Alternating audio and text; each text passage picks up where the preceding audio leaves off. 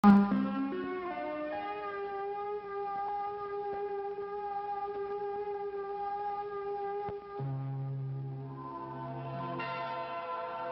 we think of space, we naturally think of the stars, solar systems, galaxy, the distant reaches of the universe. But space has another dimension to explore, not outward, but inward, into all the basic elements of everything there is on our planet. Here, a miniature world of space exists, a world filled with constant motion, one that went undetected for centuries. It is the world of the atom.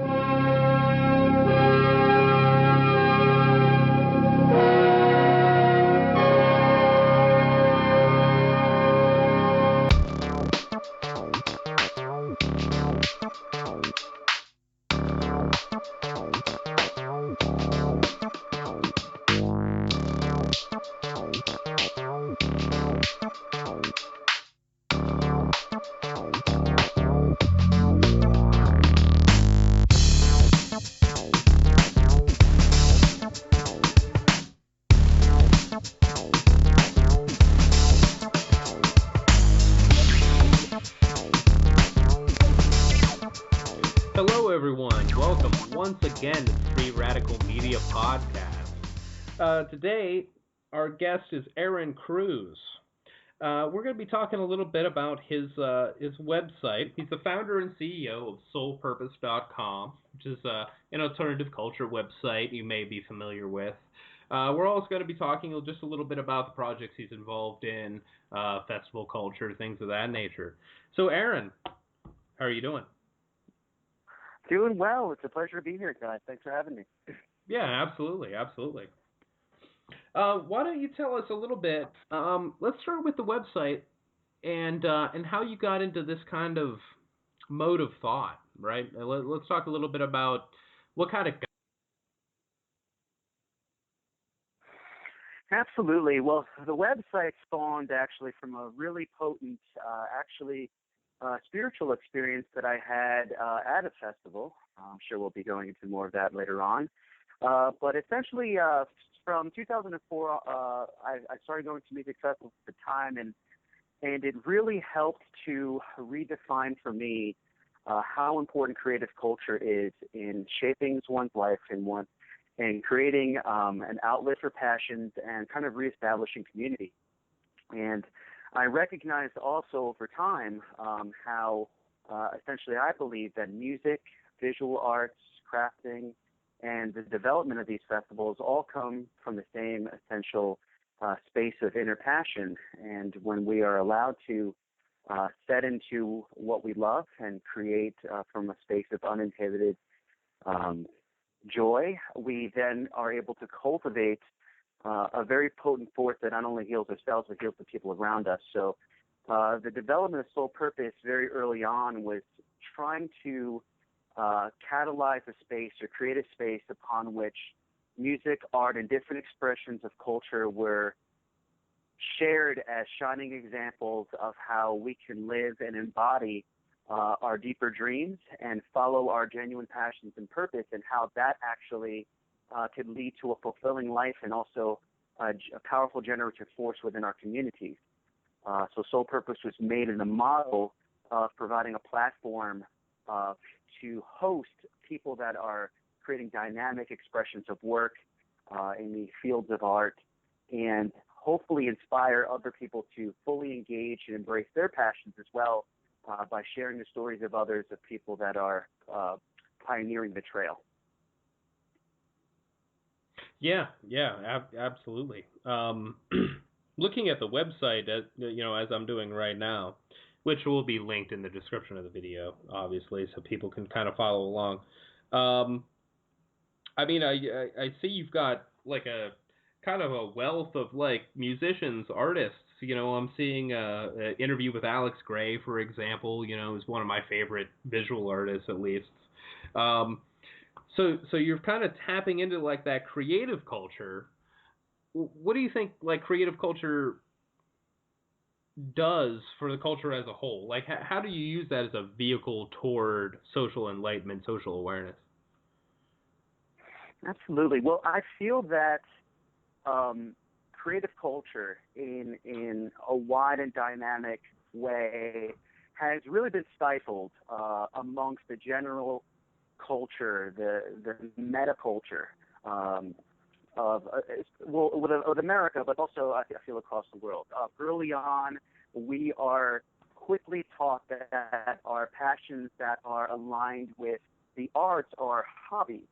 They are tangential to the key mission of one's upbringing, one's life, to establish career and to engage in important pursuits like the mathematics and the sciences and sociopolitics and economics. These different elements that are kind of championed within our culture as the main key elements that allow for a thriving capitalist industrial society to function.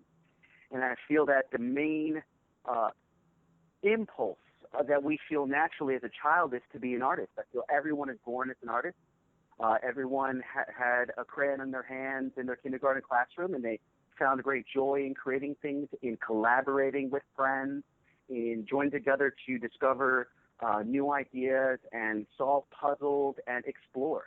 And I feel that creativity allows us to explore the human experience in a very potent way, in a way that is unnavigated, without boundaries, without borders. The world around us is full of beautiful archetypes and possibilities, the swirling universe above, the plants and flora and fauna around us, and then our imagination that allows us to proceed down these pathways of understanding by relating to the world around us. And I think that creativity is a fundamental tool for us to just enjoy, embrace, and then explore into the human experience and see the deeper spiritual and fundamental connections we have to the world around us. And so the importance of embracing our creativity and finding ways upon which that we allow it to be a dominant focus or driving force within our lifestyle, within our culture, I feel is becoming ever increasingly important as we're striving for new ideas to live sustainably together and also bring back into the center of our community and the center of our culture how beauty and how possibilities and how developing new ways of living a lifestyle in harmony with the world around us can come to pass. And that happens from us going into our creative genius and exploring. No, I agree with that, certainly. The creative impulse, art, I mean, it's such a fundamental human experience, I think. It's really like the highest use of our faculties, just the pure creative drive. I mean, essentially, when you write, when you do visual art of any kind, you're manifesting your own reality, right? I mean, it's this special, potent kind of magic that we're capable of. I mean, it's a beautiful idea. Mm-hmm. Absolutely, and I feel that each one of us have our own brand, our own flavor of magic. That's the beauty and power of visionary art, and that's one thing that really captured me in that realm is that you have people that have similar styles, approaches, and techniques. However, there's no two visionary pieces that are the same. Each one is a medicine prayer, essentially, spoken or captured through the hands of the artist, an impulse that they channel or sense or imagine or dream into existence on the canvas. And it's a fraction of a moment in time of how they perceive the world.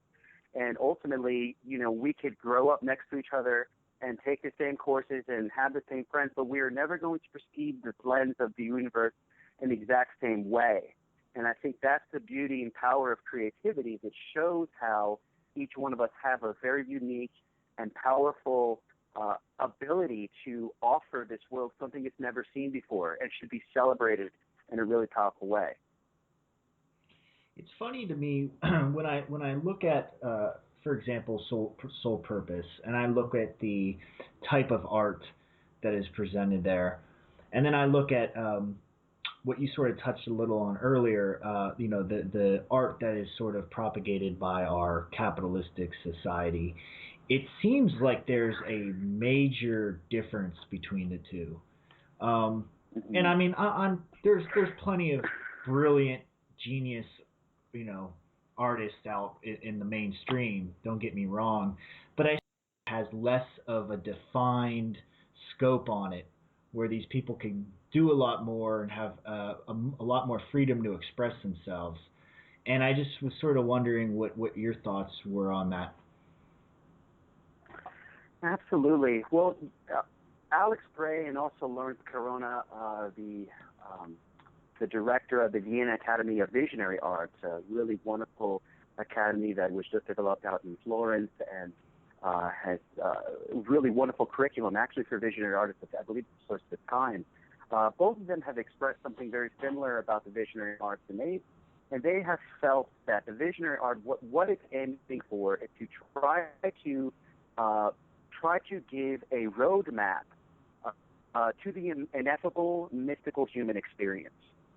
And so in order to even begin fathoming what that might mean, essentially the philosophy of the art itself is to view this world around us as an incredible mystical experience, a mystical experience that would flatten the broadest fantasy novel, what we're capable of, what the human experience is capable of, the magic that we hold, how this whole world comes to pass, is not broken down into, numbers and squares and lines and, and figures. It's more an orchestra of color and light that is woven together by potent spiritual beings and forces, and the human is kind of the tip of the paintbrush, so to speak, in this world. We're simultaneously in our inner world living this phenomenal, mystical, spiritual experience, this vast space of consciousness, but then in front of us, we are channeling an opportunity to shape and hone the world with a vulgar force, with our hands, with the tangible matter around us, and create in really potent ways, so we could simultaneously live the omnipotent being and live the I or you or the personality that we are. So I feel that the art is kind of that enraptured expression of this mystical potency and quality of this world around us. It's bright colors and light and swirling, fractaling forces that are fusing together to develop the flower or create the breath or shine the light down upon us. And I feel that magical quality, that potent, ancient feel of how this world is just a fusion of all these different primordial forces that are almost indefinable and indescribable, that's what I think this art is aspiring to recapture and get that awe back into our life of how humble it is to be here in that space. Sure. So how do you think, being the fact that all of us have this potential inside of us, inside of what we consider the industrialized capitalist society, a lot of this stuff gets suppressed and curbed. How do you think is the best way to go about, I guess, re-educating people on the powers that they themselves have to create these creative acts of self-expression and to really tap into their inner selves? There's many different channels, I feel, that people are working toward to reestablish the power and importance of creativity and a deeper spiritual ethos to our community that essentially many people are striving to accomplish. And two avenues that I've found, which I've lived actively and vibrantly the best of my ability, would be through something like Soul Purpose, where I'm not only showing the expressions, or we, I should say, my community that I work with for this, but we're not only showing these expressions of the music and the art. It's not only just the still frame images, but what we try and do is also share the process of where these artists come from, and develop into having this awareness or skill or a combination of both to be able to present so vividly how they envision this world and how they feel that the art is a powerful tool of healing and transformation for the greater community. Because one of the things that I feel is really intimidating to a lot of people when they see these poet expressions, or they see a musician up on the stage and they're like, they get the demigod effect. They're almost like, wow, this guy, this person's blowing my mind. I can never even fathom how they got from A to Z. But what they don't recognize is there's probably a moment in this person's life that they're looking at that they had an aha moment.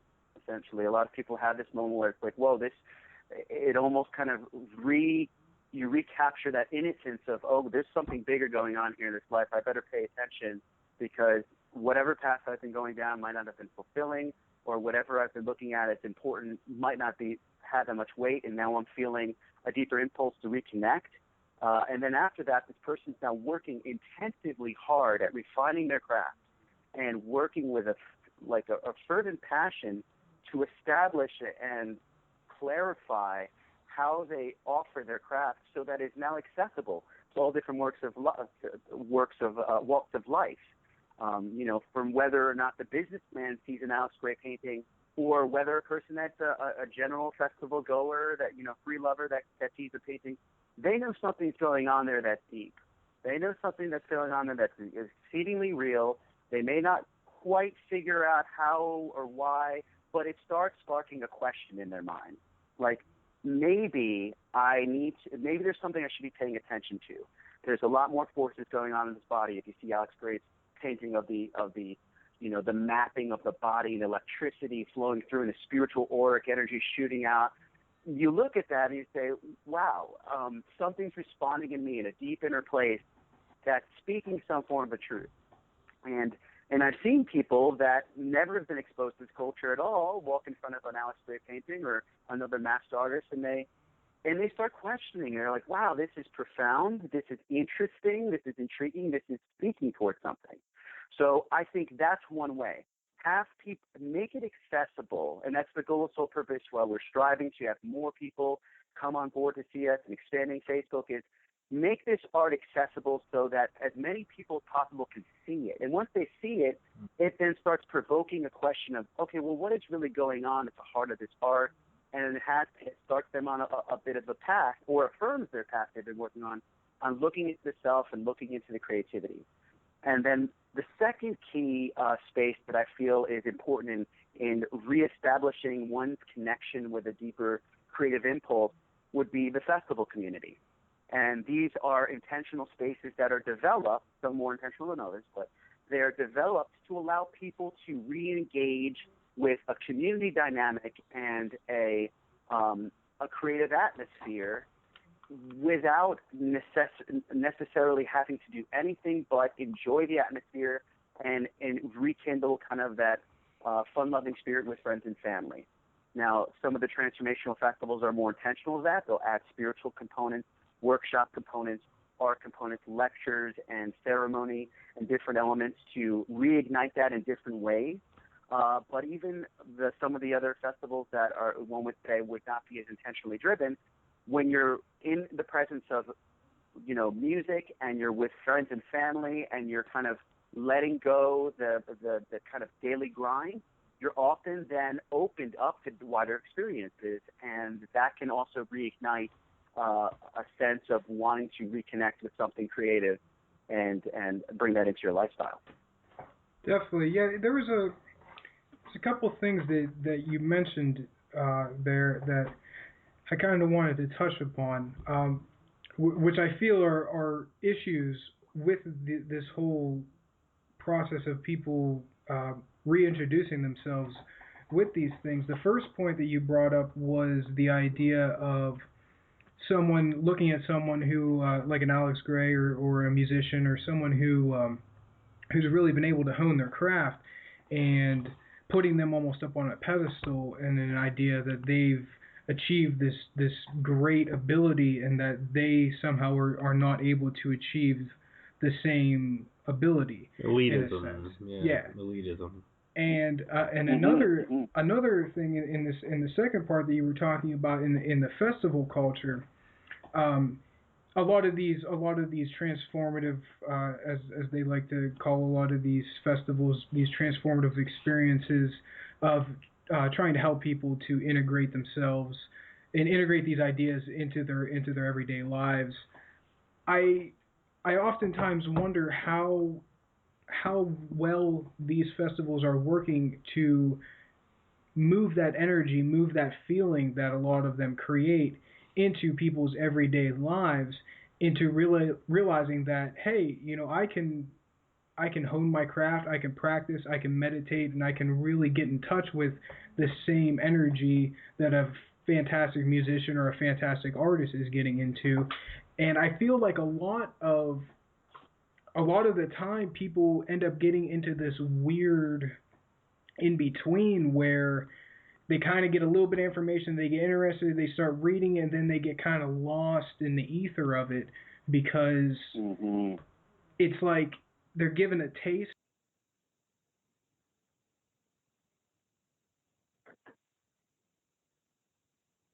Mhm. Absolutely.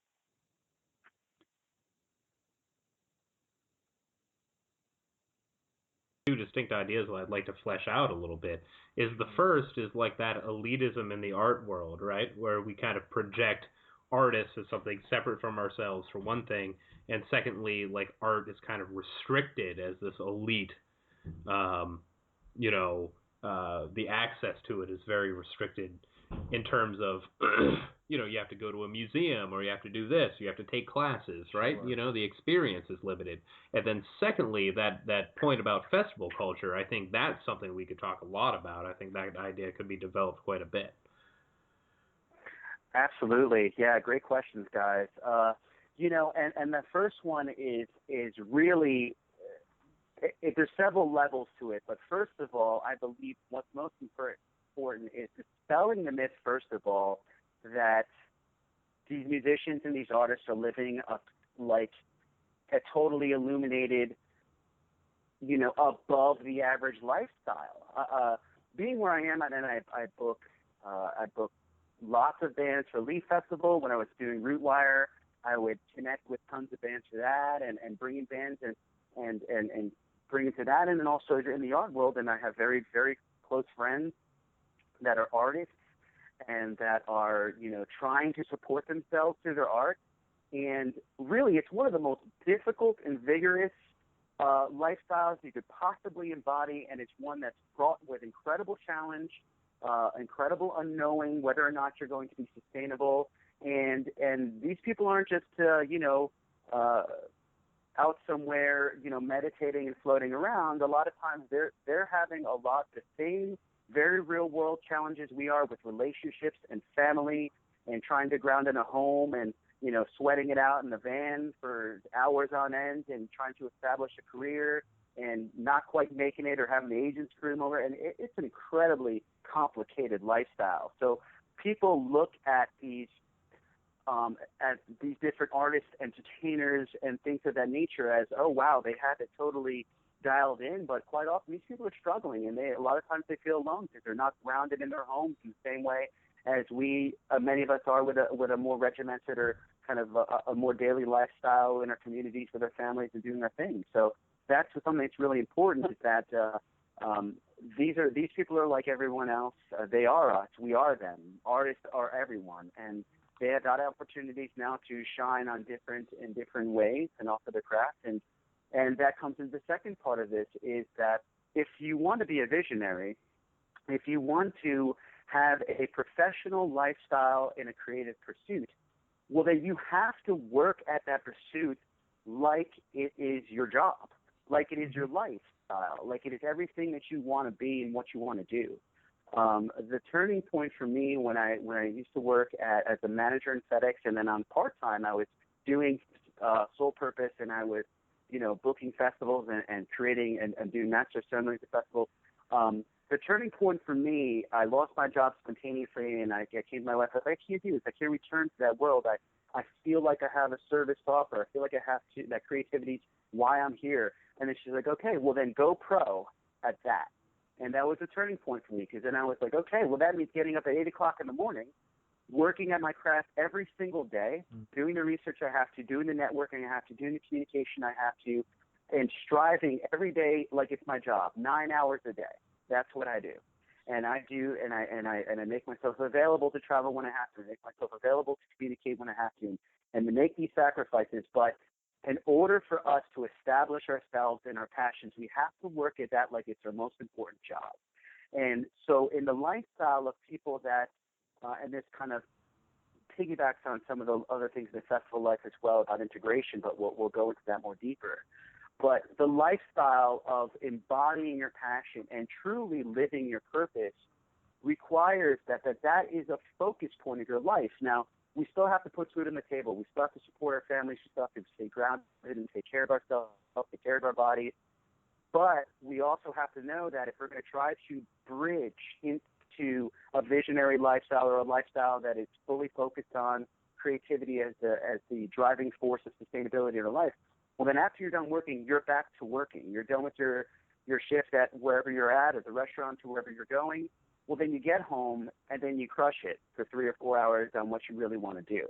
And it's a hell of a sacrifice, and it's one you're going to have to do for some time. But as you go on and you focus to refine your craft, and you come down with a process and routine for diving into your art, or diving into whether you're a curator of events or all these different things like that, will then establish yourself in that manner and make sure that it is at the core part of your journey. It's why you do your thing.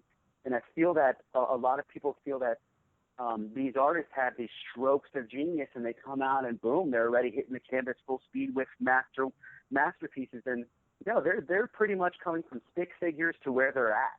And it's because they dream that dream all the time. And they work at that like it's the fire at the heart of the universe that they're striving for. And that's when you become it. And you walk into that space, and then one day you look up, and that's what you do. And now you do it because it's your life, and that's a really important part that people have to embrace about the creative experience, and how to master that, and then get on that stage or get in front of that canvas and do it for your life. Yeah, no, definitely. I agree. I think you made a really key point there where you said you have to make it your job. You have to just make it as though you already have it by putting in the work that you're putting in, and eventually you'll have it if you truly do invest yourself in the amount of time that you would in, what we call a regular job. Absolutely. Yeah, you have to have a great degree of passion, I think. Yeah. It's that passion, it's that drive, and that ambition to pursue that goal, right? I mean, you have to set this goal and realize it. Right, absolutely. And I think the bigger challenge is for a lot of people is, what am I passionate about? And that's where I find a lot of people have that struggle, is because they say, well, I can't quite, play the guitar, and I can't quite paint well, and I don't really know what my thing is. So I want to be incredibly passionate, but I want to find my thing.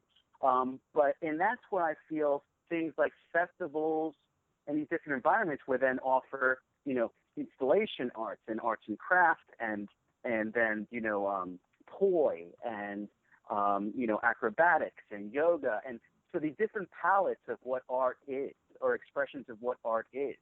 And that can provide an opportunity for people to then discover, I was never been a painter, but man, when I work earth with my hands, I have a gift.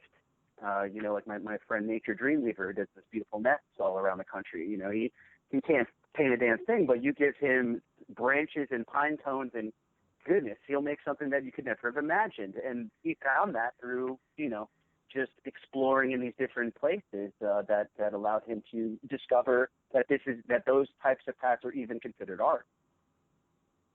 Yeah, that's fantastic. I love new visionary ideas in terms of creating art. I just think that's such a profound basic part of the human experience. I mean, it's great. Absolutely.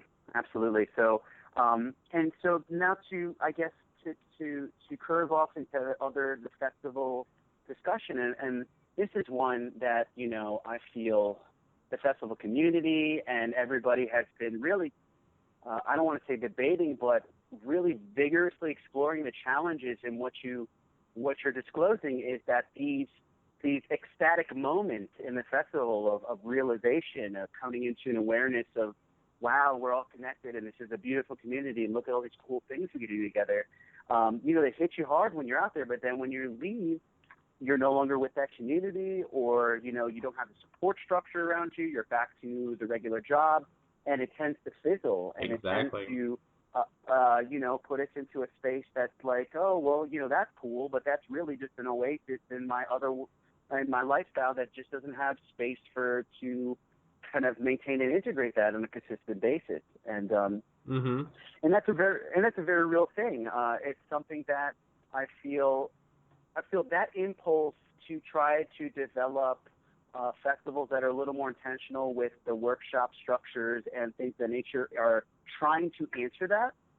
But if you look at the Bloom series and these different festivals right now, the final chapter is kind of re-inhabiting the village, because ultimately the goal is that all of us don't just go run off into the woods and learn how to be humans out there, then come back and go back to the default world, because if we want to live a lifestyle with honoring these principles of community and family and sustainability and spiritual cohesion with an openness to the people around us, well, then that has to be reconfigured or integrated into the dominant culture in a way that honors everyone else as well.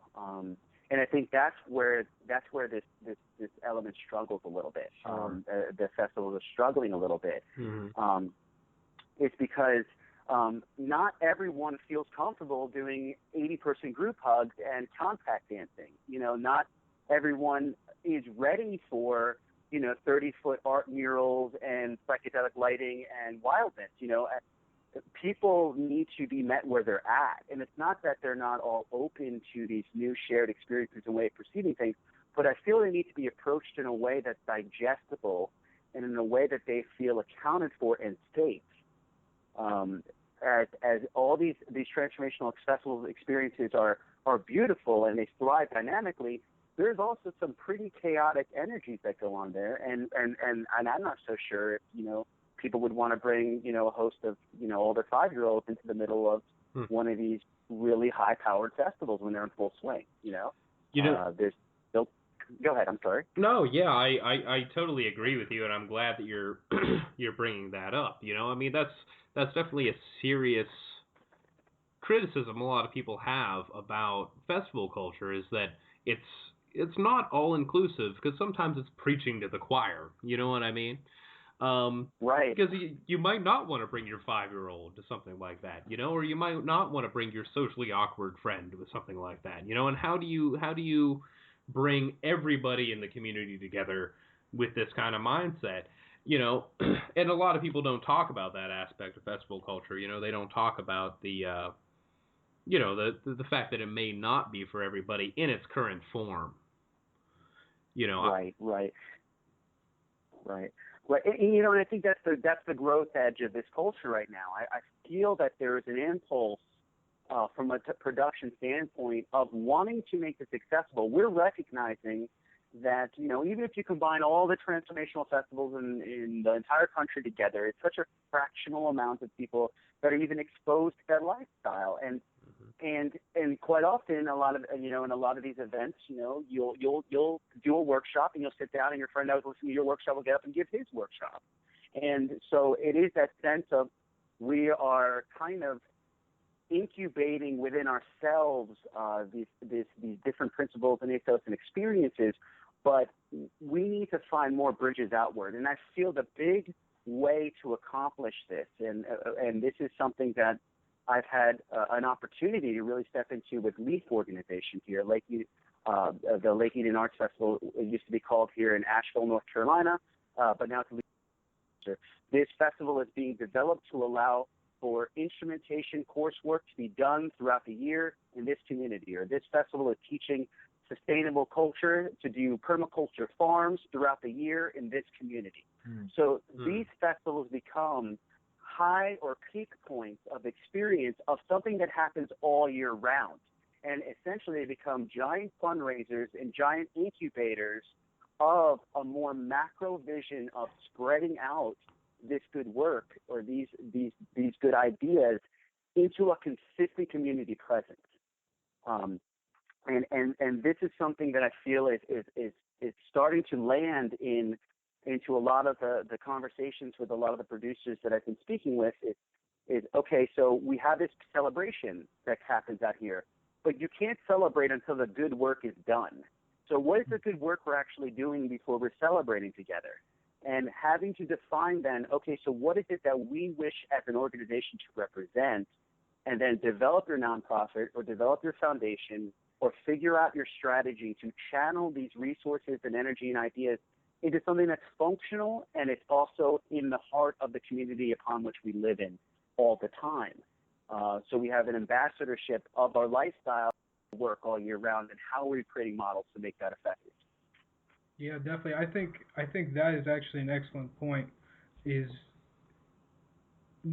practicing what you preach, essentially, in creating a sustainable community that offers the ability for someone who may be looking for something like that to, if that's what these festivals became, it would almost be like going to an open house of sorts of different communities and talking to people and seeing if you would be interested in joining up with that community, being a part of it, and helping in any way that you can. I think that's an excellent idea. It's funny. Years ago, I was at a festival, and I'm not going to name the name because I really enjoy the people who put it on, but they came on stage and they preached this whole getting out of corporate society. And they started saying that while they were on stage. They go, they said that, and then they go, even though most of the stuff you see on the stage in front of you was bought at Walmart, and I laughed to myself, and I thought, man, here you are preaching this idea, and then you even admit that we're kind of being hypocrites here, and I feel like Right. I feel like not every festival is like that, not every person involved with festivals is like that, but I do believe that there is a very large degree of hypocrisy in a lot of the aspects of festivals, and I think that the model that you just laid out, I think that that's an excellent way to like I said, practice what you preach and really develop a true community where the festival is the celebration of that particular community. Sure, and bridge the gap between the real world and festival land. Not partying for party's sake, but partying with a very specific, direct intention behind it. Right, absolutely, and that's the thing, the festival community. I don't believe the intention is to be siloed off into these utopian lands, and then and then returning back to a muggle world or whatever you look at, however people consider this, because ultimately. We want our families, we want our community to experience joy, to experience the same power and passion about life that we might be finding elsewhere.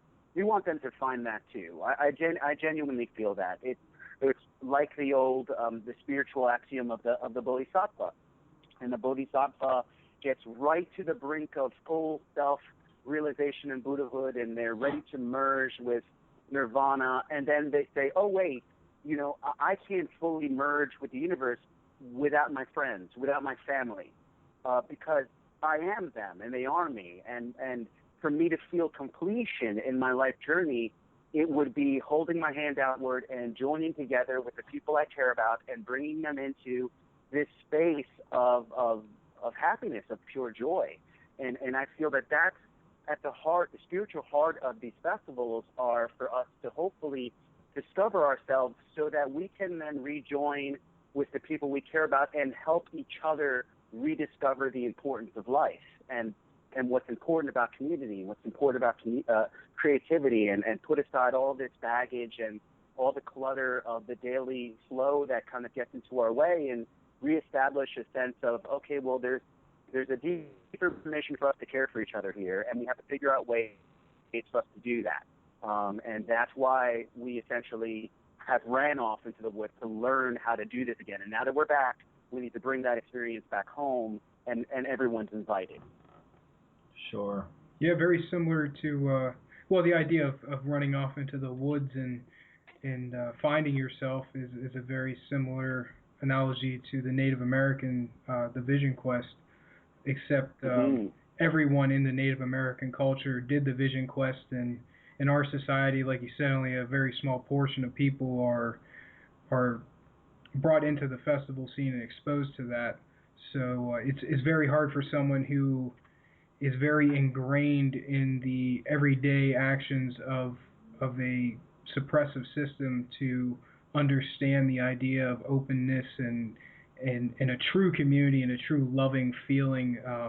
There is a very large disconnect in so many aspects of society that I think that is one of the primary reasons why a lot of the people who go to a festival, it's pretty much their escape from their everyday lives. And to me, I think that's two things. I think it's a positive in the current state of being able to have a place to commune with other like-minded people. But one of my personal critiques of the festival scene, at least the ones that I've been to, are there is a large portion of people who go there because they look at it as permission to go and get really fucked up, for lack of a better term.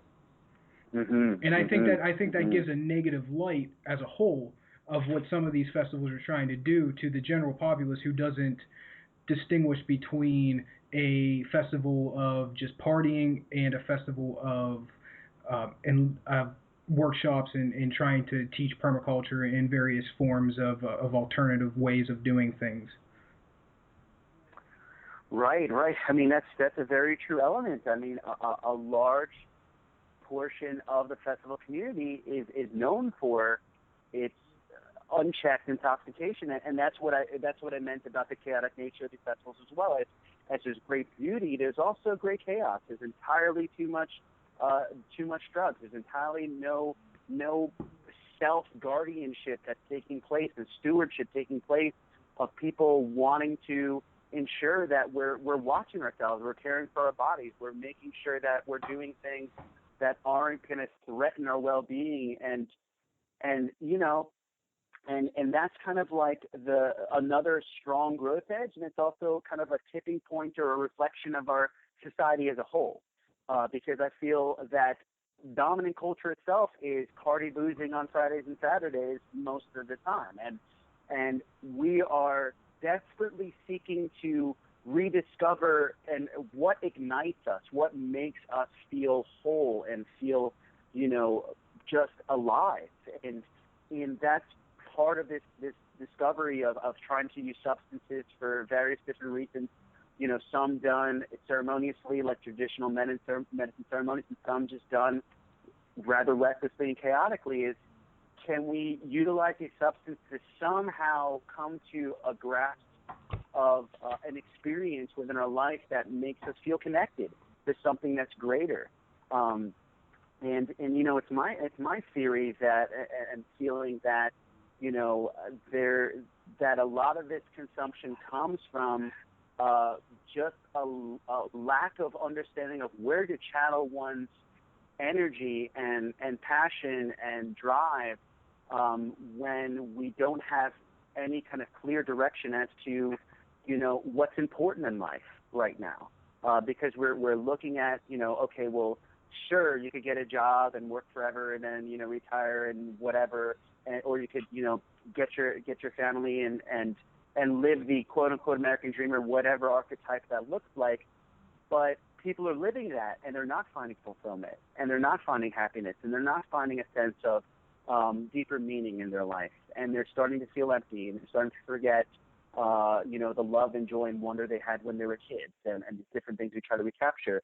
And I feel that creates a sense of loss and aloneness in a world that we are connected to everything, and that's really staggering, because there's not a thing in this world that we're not a part of the energies. We're all made of stars, and we're all, our energy and our consciousness are united into this great field of awareness. But since we don't feel that, or it's hard to, or we get distracted from it, we've tried to find ways to stimulate ourselves to reconnect. And whether we're doing that consciously or subconsciously, that's a choice, and that's a thing that goes on. But ultimately, I think that all this is occurring for us to rediscover what's already right in front of us and what's already right within us. And we have trouble slowing down and recognizing that. And the world around us, the TV we watch, has been showing us that the power's within us. The dominant books we're reading, the dominant culture is not telling us that we are inherently divine and that we're inherently powerful and we're inherently gifted. So we're striving for outside things to simply find what's been there the whole time. And that's a major part of what people are trying to discover on the festivals. They run out to the woods to realize that the truth has always been with them at home, or wherever they are. And that's kind of that's a big element of that cycle. Right, sure. I think, you talked about the dominant culture there. I think furthermore, it not only isn't conducive to that kind of thinking, it's more isolating, more alienating, right? I mean, it essentially tells you that you're yourself a product, that you are yourself, a resource. So you're not really an individual or an enlightened being, but rather you're just a consumer, right? I mean, it's right. very isolating, the dominant culture. And I think a lot of times being raised in that, when people go into a situation, like the festival scene, or a temporary autonomous zone, to use a term by the thinker Hakim Bey, a situation where people are kind of truly like liberated and free, they don't know how to react because you're so conditioned. Right. They're like, for generations, people have been conditioned to not experience that, and I think it's a process where we have to relearn how to actually be free human beings. It's true. Very true. Right. I mean, I think you're hitting right to the heart of that. What do you do when there's no one around you to tell you what to do? If your whole life has been rigid structure, whether it's parents, whether it's authority figures, whether it's the news you see, everything that you're watching is telling you that the perfect son, the perfect husband, the perfect person looks like this and acts like this. And then you get out into the open field and you get out amongst the community, you're like, oh, wait, everything that I have been spoon-fed from childhood that has always felt off. It's always not sat right in my stomach. But now I really know it's totally been, BS, for lack of a better term. Okay, so then where do I go from here? Like, how do I find who I am? Like, where do I try to start where does the path even begin to rediscover the truth of what I'm capable of and what we're all capable of? That's a big, powerful moment. And in those moments, it's easy to get wound up in the celebrational aspect, or whatever that looks like, or get really puzzled and shrivel up into, as I've seen on the opposite side, get really kind of closed off and afraid. Too much sensory overload happens, and that's why we need to form processes and structures to capture those moments for people and say, okay, well, now that you have taken the red pill or the blue pill, I forgot which one it was, but you've taken the correct pill, and now we're going to share with you how to cultivate your dreams and your passion, your creative aptitude. We're going to show you these different practices to harness spiritual mindfulness and start developing a sense of self-empowerment and self-capacity. And then we have a structure for you to then take this and then bring it back into your community and share it and develop it amongst the people that you care about, and at least give them a choice. And I think that's what this all comes down to. If I ever felt that there was something important here that we were hoping to accomplish, is that if everyone could at least, this culture that we're cultivating, this visionary, transformative, open-hearted culture, it's a lot of names, alternative culture, if people can see it in front of them every day, if they could look at the news and all of a sudden they pop their computer on whatever knows, oh, okay, there's A and there's B. There's a lot of shades of gray between them, but there's this, and that. And then that could be a way that we could develop this as a main part of our lifestyle and a main opportunity for people to thrive in these different avenues. Definitely, yeah. And I think education is the key. I don't think that you need to reprogram a person in the sense where you're saying, well, all that's wrong, but what we're saying is right. It's like you said, giving them the choice to choose for themselves what they feel is best for them, and being as open and honest as you possibly can about the information that you're providing to them, that they can make an open-minded and informed decision on whatever it is that they feel is best for them to do with their lives. Absolutely. And that's the key. I mean, how many of us, we stumbled onto these different realms through exploration, but it sure as heck wasn't in front of us for most of our lives. And the earlier that we can make this available, the better, for the kids and for the youth that are growing up now.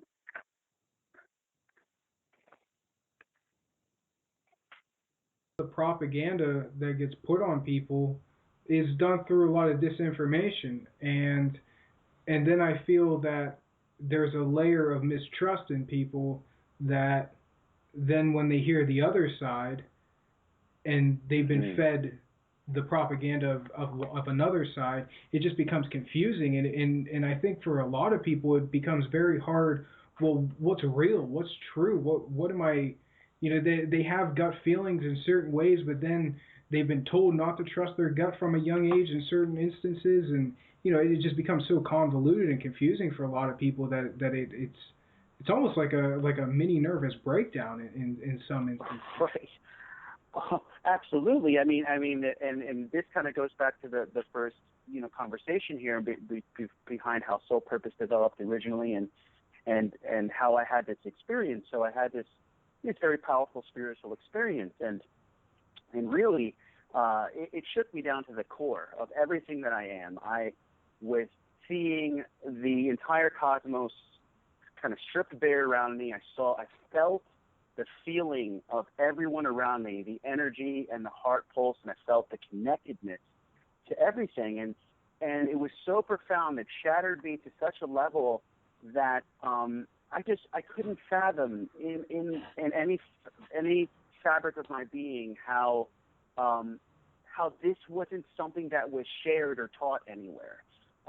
This was a kind of like an experience that enraptured me, that it felt like outside of biblical scripture or mystical fantasy book, I had never even kind of had a context with it. Like, could this even happen to people?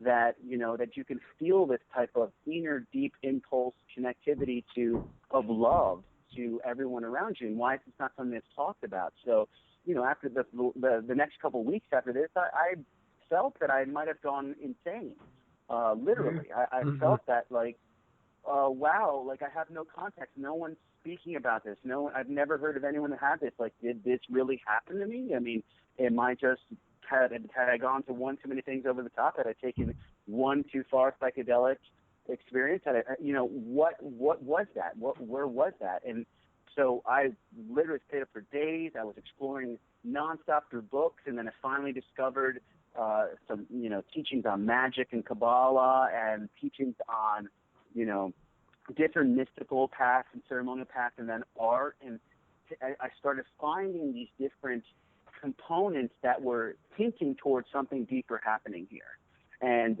hinting toward an experience of yes, actually we are all seeking to rediscover and reconnect in these profound ways. It's just that our natural impulse has been so shrouded by all these other, I guess, different archetypes that have been placed upon us of experiences, that one could think that they could get overloaded, they could think that they're going crazy, or that they're having a nervous breakdown, because there's no grounding pad for the kind of ecstatic experience that sometimes can be created in this environment. Yeah, and it's funny too because one of the biggest criticisms of the whole festival scene is, people say, "Oh, these people need to get real and get in touch with the real world." But like we just got done saying, the real culture, aka the dominator culture, is just as fabricated. So Right. if we're here If not to more just so. right, so I mean, if we're here to create culture, why not create one that we all have a little bit more fun in, Right. Right. Right. Absolutely. And one that celebrates uniqueness, and one that, champions the individual, and one that generally honors the capacities of us to develop new ideas and insights of doing things, and that, looks at art as a gift, an inherent gift and unique, potent quality that we all have to bring into our lifestyle. And there's room for that. There's plenty of room for that. And I feel that there's almost a necessity for us to move in this direction if we look at how our world is shaping up. We need to find solutions here. We need to become savvy and sustainable, and we need to start really recognizing the collective capacity to redream what reality is. Because we look back into Egyptian times, Roman times, and these were different worlds. Reality was dreamed very differently back then. If they looked at us now, I think it's the most ludicrous situation imaginable. And as we look at perhaps those societies, so we have the power to shape and hone this manifested universe around us the way that we choose to dream it up. And I believe that the hope is here that we dream it up with a little more light and flavor and color and flair, and start really celebrating the palette of really what we're capable of creating here. Definitely. When I was listening to this whole train of thought, it made me think of a quote. The first Pope Benedict of the Catholic Church, he had a quote that went something to the effect that religion is nothing more than the physical representation of spirituality. It's not meant to offer enlightenment, it's merely meant to offer the physical representation thereof.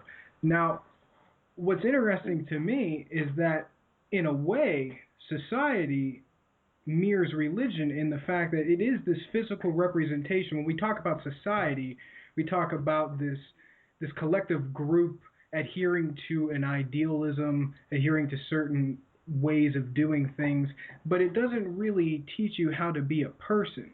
Religion, in many organized religions, in many ways, don't teach you how to become a spiritual being. It's something that you have to almost learn for yourself, and it's a personal journey. And I feel that in a alternative type of situation with a festival or things along this nature, having a deconstructed and a decentralized idea of community and of spirituality, I think it can really offer a way for people to get in touch with that and to have that personal experience, and to not rely on a social structure or religious structure to give that to them. Because so many times the reason why they find themselves at these types of events is because they haven't gotten that from those experiences, because in a lot of ways those experiences aren't designed to give a person that type of an opening of awareness of who they are as individuals. Mm-hmm. Mm-hmm. Absolutely, it's very true. And a lot of times, society and the dominant religious structures, they censor a lot of elements of one's personal experience that might speak to more of an individual's personal spirituality, and or they condemn it, or they tell, or they call it perverse, or they call it eclectic, or whatever the word or the frame or the language used. It essentially looks at different experiences of spirituality as lesser than, or different societal avenues of creativity as lesser than these dominant ideals that are held in the core of whether it's a social group, a cultural structure, a religious structure. And I feel that is where we need to blow the doors off that system and say, okay, well, we're all unique spiritual individuals, and And perhaps this style of prayer might speak to you, or this style of meditation, or this style of art. There's nothing wrong with infusing all those into your lifestyle. There's nothing wrong with having this spiritual tool belt of this type of mind state that is just actually inclusive as opposed to exclusive, which is kind of the dominant ethos. And I feel that that's the most important hurdle that we're grappling with. And I feel that that's one that we're breaking through as people, is that we need to celebrate what really speaks to us and look at everything on an equal playing field. Definitely. Yeah, absolutely. I mean, all these things belong to a common human heritage, right? They belong to humanity as a whole. That includes all of our histories, all of our cultural advancements, all of our cultural awareness, all of our religions, all of our spirituality, all of our art belongs to all of us. It is inclusive at its core. So I completely agree, and like you, I share the notion that the creative fire is what really is going to drive, social change in the future. I really think that's the engine that's going to be, moving toward whatever it is we're going to move toward. Absolutely. So kind of to bring this all together, in terms of soul purpose and the different work that we have. So the dream of soul purpose is ultimately to provide a palette of possibility for people to look at the world in various different ways that are filled with power, beauty, questioning, and mystery of expression, and then say, okay, well, this doesn't neatly fit in the box upon which I perhaps have been raised or lived, but it's provoking me to step out and look deeper into what we're capable of as people. This art is speaking to me in a way that's asking me, well, what is my purpose? Why am I here? What is my journey? What can I accomplish that makes me feel whole? And hopefully then that would lead them into a community that honors that impulse and acknowledges that and embraces our right to explore this life. I feel that we're here in Herb School to experience. We're here to experience all the power and beauty that humanity and that all this creation, the manifest creation, has to offer. And then we're also here to be stewards of that, to take care of that, to take care of the inherent sanctity that every being has to live and thrive. And then I think that stewardship comes with an inherent understanding that we're connected to it, that it's a part of us, that we're not separate here from the trees and the birds and the bees, but we're all here in symbiosis, and we're living together. And having the opportunity to host this platform of Soul Purpose, to share these visions and ideas, and to create these containers like Leaf Festival here, and that work toward missions of arts education and these different things to bring arts back into the focus of our lifestyle. That's the greater purpose that I'm working for, and through honoring my soul purpose, I hope to offer a way or a reflection for people to find their own and work toward that passionately. Yeah, that's fantastic. Well, look, Ehren, I know we're almost out of time here. Do you have any upcoming projects or activities that you want to promote right now, or? Well, I have a few things coming up. I will be participating in Gratify Music and Art Festival down in South Carolina. It's coming up the weekend of July 24th through 27th.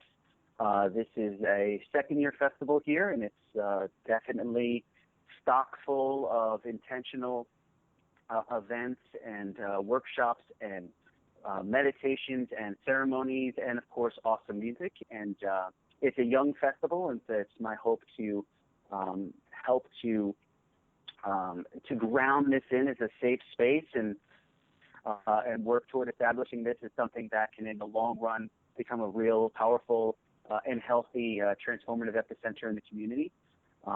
So last year I was the master of ceremony there, so I'm returning now in various capacities. But my large event coming up with Leaf Community Arts is we have our 39th World Music Festival coming up October 16th through 19th, so it's still a little ways off in the fall. But this entire festival is based around the theme of social empowerment, social awareness, and inspiration through the arts. So we're bringing in musicians and artists and poets and speakers and various different real high-integrity performers from all throughout the world. And we're going to establish a community epicenter space there that the dream is that would really ignite people to step into their own power and to make positive changes in their communities in a way that they feel is unique and resonant with their own path and journey. So very excited about that. Leaf Community Arts is a nonprofit organization, so all the proceeds from both of our festivals, we have one in May and October, all go toward music and arts education programs in Asheville. There's 15 programs around here and also in 10 different countries throughout the world. So it's a very powerful expression of going to an ecstatic experience, a beautiful place. It's also the #1 kids festival in the world, so it's over 1,000 kids that go. So you could go there with your families. You could have this wonderful experience of art, music, culture, and celebrate and social empowerment. And then everything that's going, all the energy that channels into that is establishing long-term education programs for underserved communities throughout Asheville and the world. So it's a really wonderful way to celebrate with friends and family, and it's something that is touching upon the heart of what I love to do in the highest way. Absolutely, it's my pleasure, guys. Thanks for sharing today and capturing the great work out there. I'm really excited to be a part of this program, and I look forward to watching all the other awesome conversations I'm sure you guys are having. Absolutely, we appreciate that. All right, everybody, Free Radical Media Podcast.